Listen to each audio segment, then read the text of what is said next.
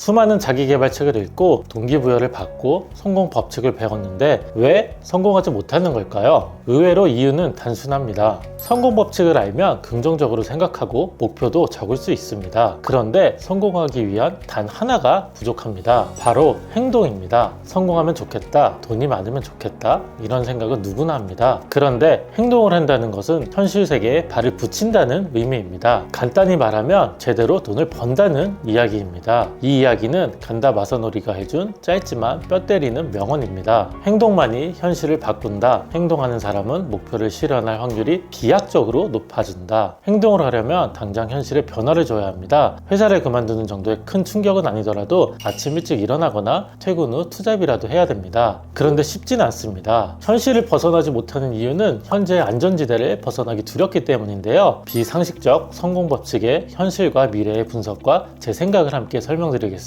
현재에는 좋은 면과 나쁜 면이 있습니다. 미래에도 역시 좋은 면과 나쁜 면이 함께 있습니다. 이렇게 네 가지 영역이 있지만 대부분의 사람들은 현재의 나쁜 면에서 미래의 좋은 면으로 한 번에 간다고 생각을 합니다. 그런데 현실을 벗어나 새로운 결정을 하는 행동을 할 때면 현재의 좋은 면을 버려야 한다는 불안감이 밀려오고 미래의 나쁜 면이 상상이 됩니다. 다시 말해서 현재의 좋은 면과 미래의 나쁜 면이 결단을 하지 못하게 만듭니다. 무언가 결단을 하기로 생각을 하면 현재의 나쁜 면에서 미래의 좋은 면으로 간다고 생각을 하면서도 실제로 행동을 할 때는 현재의 좋은 점과 미래의 나쁜 면이 결단을 못하게 만듭니다. 이렇게 왔다 갔다 하는 상태를 진자 상태라고 설명을 합니다. 상반된 감정이 진자처럼 왔다 갔다 하니까요. 그런데 대부분의 자기계발책은 이런 상태를 자세히 알려주진 않고 긍정적으로 사고해라, 과감하게 결단을 내려라, 이렇게 말하면서 현재의 상황을 부정하도록 강요를 합니다. 그래서 자기계발책을 읽으면 뭔가 이번에는 해보겠다고 끌어오르지만 3일 정도 후면 바로 열정이 식어버립니다. 간다 마사노리는 이런 진자의 과정을 해결하는 방법을 또 알려줍니다. 현재의 좋은 면을 최대한 남겨두고 동시에 미래의 나쁜 면을 최소화하는 것입니다. 뭐 너무 당연한 솔루션이죠. 그런데 간다 마사노리의 이 방법을 구체적으로 생각은 잘 안 해봅니다. 현재의 좋은 면을 어떻게 유지할지만 고민을 하고 동시에 미래의 나쁜 면을 어떻게 회피할지 구체적으로 계획을 짜야 됩니다. 제가 쓴 책 동교과서의 내용도 비슷한 내용이 있는데요. 저는 이 동교과서라는 책에서 회사를 다니면서 언젠가 사업을 준비하라고 조언을 했습니다. 회사를 때려치고 창업을 하는 것이 아니라 사회 초년생이라면 내가 하고 싶은 사업 분야에 취직을 해서 최소한 3년 정도 배우고 나서 사업을 시작해보라고 조언을 했습니다. 이렇게 이야기한 이유가 있는데요. 실제로 제 거래처 대표님들 중에 그렇게 사업을 시작한 경우가 참 많았습니다. 내가 잘 모르는 분야에 사업을 시작한다면 시간도 좀 오래 걸리고 당장 돈이 부족한 경우가 많습니다. 그래서 회사를 다니면서 내가 할 사업을 구상도 해보고 준비가 좀 됐다면 그때 회사를 그만두고 사업을 시작하면 됩니다. 간다 마사노리의 방법을 좀 응용을 해서 회사를 당장 그만두진 말고 회사에서 월급을 받는 것이 현재 좋은 면을 유지하는 것입니다. 그리고 미래 사업이 망하는 것을 회피하면서 사업 준비를 해보는 겁니다. 그런데 조심할 것이 현재 다니는 회사에 피해를 끼치면 안 됩니다. 현재 회사의 거래처를 뺏어온다거나 직원 간의 불화를 만들지 말고 정정당당하게 나와서 사업을 준비해서 시작을 해야 됩니다.